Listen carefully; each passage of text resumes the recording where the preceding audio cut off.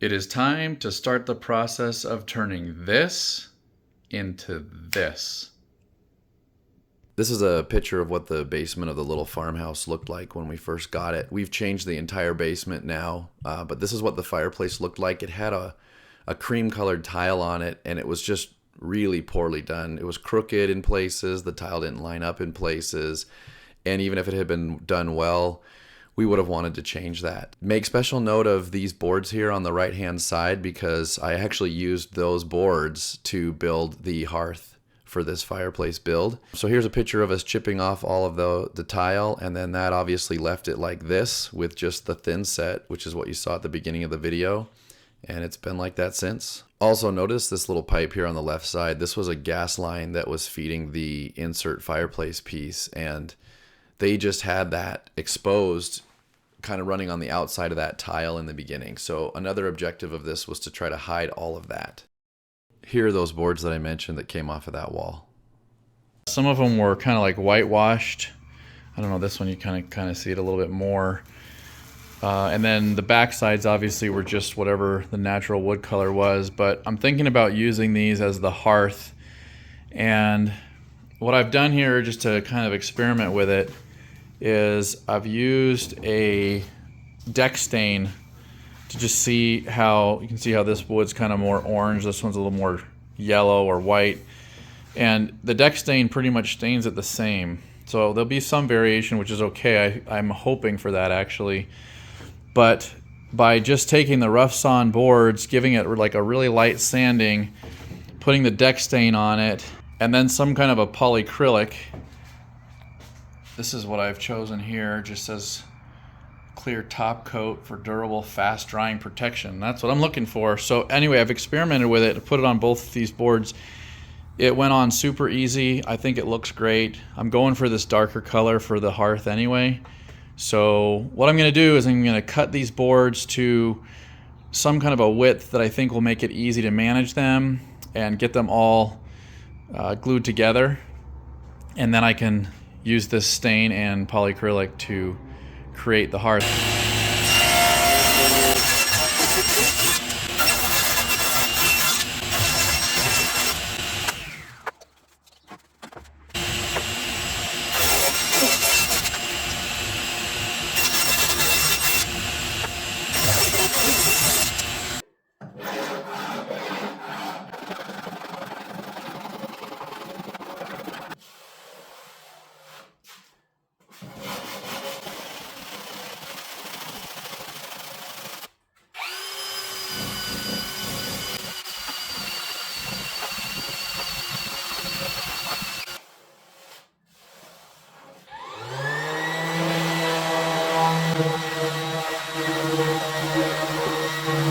Okay, here's where we're at right now. I've got this whole part, even the part that wraps around this other side. I've got that all in just temporarily, but I got it all stained, and I had meant to stain this part first and then be able to do them all in the same step, but I don't know what I was thinking. I got ahead of myself. So now I'm back to this stage. I'm going to be taking this off, and then I think what I'm going to try to do is attach this whole thing as a unit and then just slide it all over the cinder block that's there. When I was explaining that previous step, you may have noticed the way that this hearth piece gets attached to that concrete cinder block that's covered in the thin set. I just cut strips of plywood, and then those are using Tapcon screws to attach them to the cinder block. And you'll see that I did that even all the way around the corner because that hearth is going to wrap all the way around. You can see by doing that, it leaves a really nice way to attach the hearth boards to the hearth. So then the next step is going to be to put a band around this so that it will look like it's one big thick piece of wood. I got this band that goes around the outside all done, and that also is attached from underneath with pocket hole screws. I just find those to be so strong and they work really well. And on each one of these corners, it's kind of hard to see now that it's stained, but I cut in splines I was concerned that these would eventually split open because they weren't perfectly matching up miters, because this isn't like a perfect 90 right here. I just matched it to the existing hearth that's covered in thinset. I have this jig right here, and what happens is it sits over the fence of the table saw, and then it's got these two things that come down here to a point. And so I can put like a picture frame in there. In this case, it's those two things on the 90. And then I can slide it forward, and it'll cut a groove in there that's 1/8 of an inch thick because of that blade. And then I just take little strips of 1/8 wood and put it in there. And then normally I'd sand those down to be totally flush, but you can see here I've left them just a little bit proud because I thought it kind of looked cool. What was kind of funny was that if I'd have been smart, I would have started with this corner to put in those splines, because that length and that length are just barely short enough to go into that jig and not hit the roof, hit the ceiling. But stupidly, I thought, well, let me start with the shorter piece in case I mess something up. And so I got these two pieces put together, and then when I did, then to do this joint right here in the same jig, that end over there, that top piece was hitting the ceiling. And so I was like, ugh. So I got that corner and this corner done with the splines.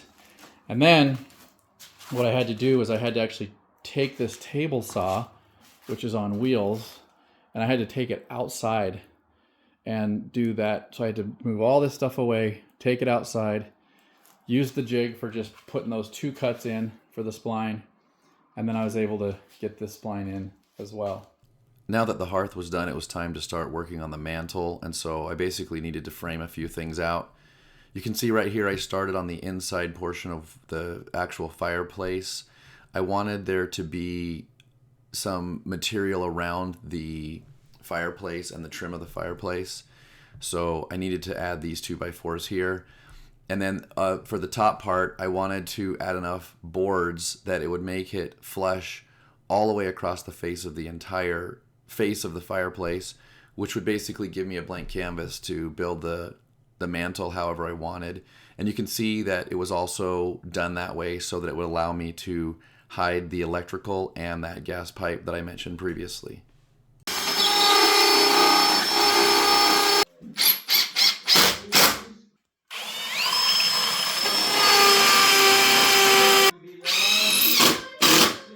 So what this does right here is this just brings this entire face, this plane, all the way out. There was this stupid little bump out there for the existing kind of like faux hearth, but I don't want to use that. I don't want that to impact me. So now I've got it all on one plane. I'll still have to add a little bit of boards over here, some kind of backing for my pillars there, but that should be quick and easy. We decided that since there's already power line running here to that outlet box, because the fireplace needs it to run the fan, that maybe we should add some lighting to this just to make it even more fun of a project. So what I'm going to be doing is I'm going to be using this Romex, and normally Romex comes in a nice tightly wound little package that it just comes out of easy. You can see that this is a much bigger circle than normal, and you're not going to believe this, but it's because when I was doing a project on the pig barn, the pigs got into the Romex and had it all strewn out all over the place. So I used a trash can to wind it all back up nice and neat like this. But what I'm going to do is I'm going to put a junction box right here, which is this little box. So I'll put a junction box right here, and I'll run the power into it, bring it back out, and continue down to that outlet box so that we still have power there. But then I'm also going to run it over here to a switch, which will be on this side of this 2x4. And then I'll run it back to this mantle box. There'll be like a box right here. And I'm not sure exactly yet what we're going to do, but I think we'll have two lights pointing up, and then maybe two lights under here pointing down. We'll see how that goes, but these are pretty cool because They're LEDs and they're adjustable, and so I can put them in there however I want this way and tilt it however I want this way. And they come with these little boxes that let you change whatever like color spectrum you want, and then come already with these little connectors, so just attach the wires in. It's pretty much as easy and painless as it gets once the wiring is run. So that's what I'm going to do now. While I was messing around with this wire, it was against this screw, and the screw wore through the wire to the brass conductor and popped the breaker. Yeah, be careful with electricity.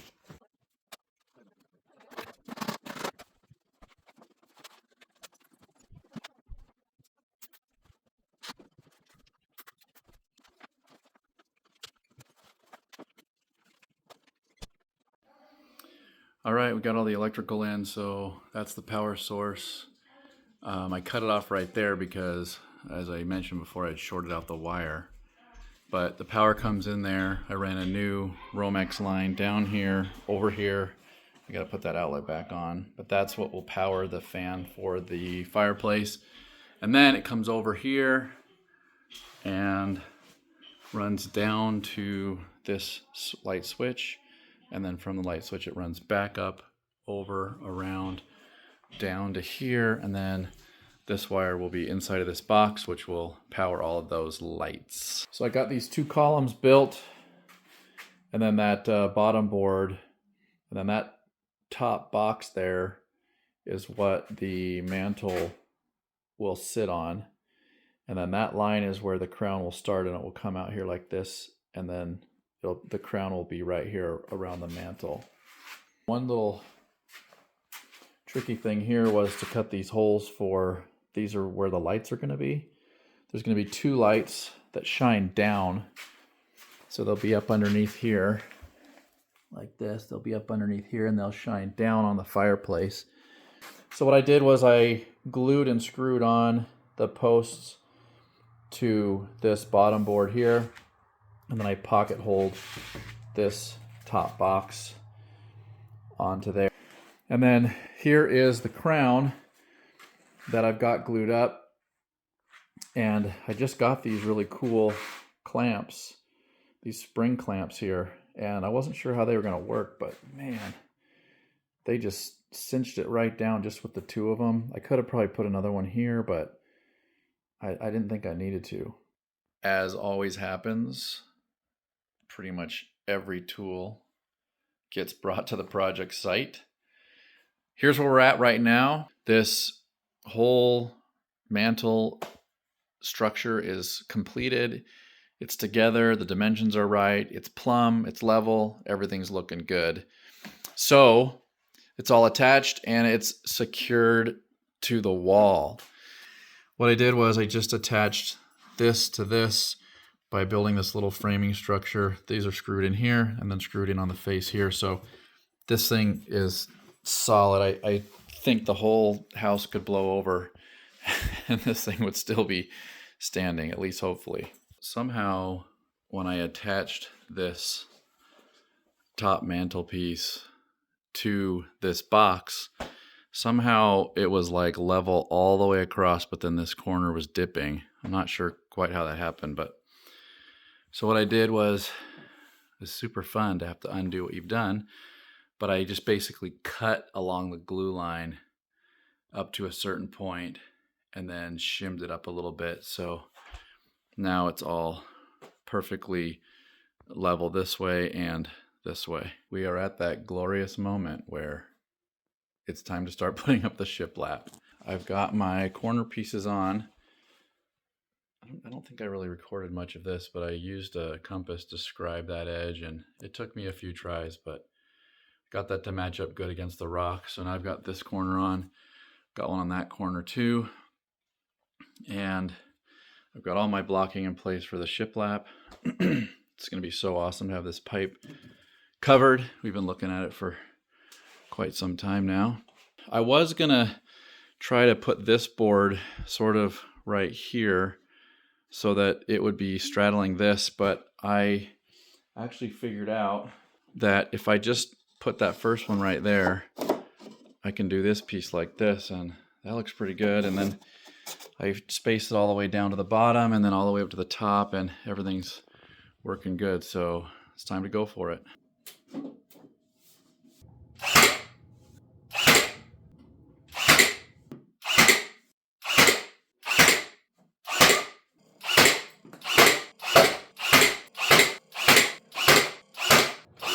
In order to get these to line up, I've got this laser level. It's self-levels, so it's on a swivel inside there, so it can wiggle around. I'll give it a little tap so you can see. And I've got it set up so that it's right here touching this, and look at how sweet and level that is now. Ooh, that's nice. Anyway, so as long as I put this board here at the same level as this, then they'll all match up all the way around, and then that corner will look sweet.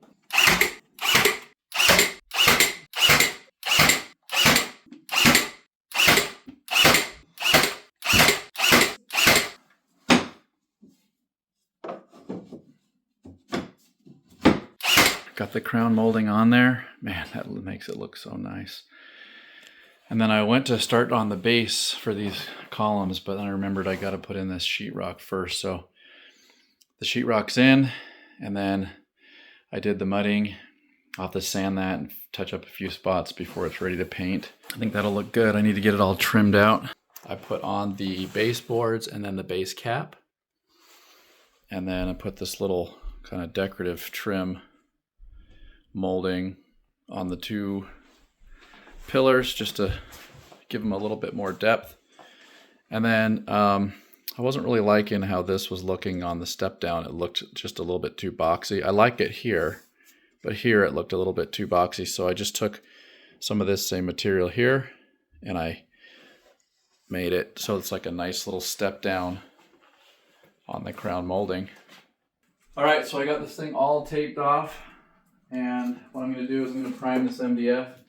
Anything that's white already is already primed, so I'm just going to prime that first, and I'm just going to kind of fog coat it, and then we'll let that dry, and then we'll put the white on it.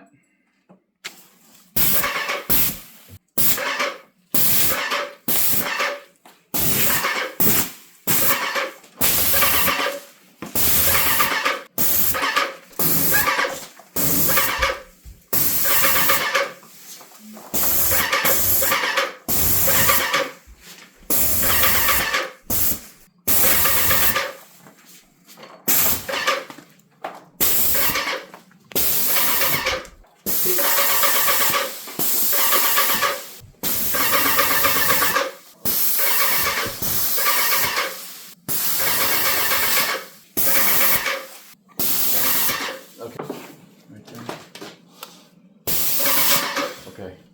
All right, let's open that door and get out of here. I decided in the end to do the baseboard just the same as the other boards that were down there on the hearth. So just got that same wood, stained it with that same deck stain, put that polyacrylic on it. And I'm just gluing up some miters here. And I'm considering putting some splines in here like I did on the top part of the hearth. And then I just got to connect these two together down here after those ones dry, and got to figure out what order would be best to put in the splines. We just got this fireplace insert pushed back in there, and I'm actually really glad that wasn't on video because it took about 2 hours. It was super hard to get it level. The back drops down and needed to have something propped up underneath it. It was a nightmare. Had to take it in and out a bunch of times, and definitely not proud of how frustrated I got with it. So the last thing you need to do is just put on the baseboard. The baseboard's right here. I've got it already all assembled, so just slide it around the whole thing, tack it in, and then we'll be done. Okay, done. Project is over.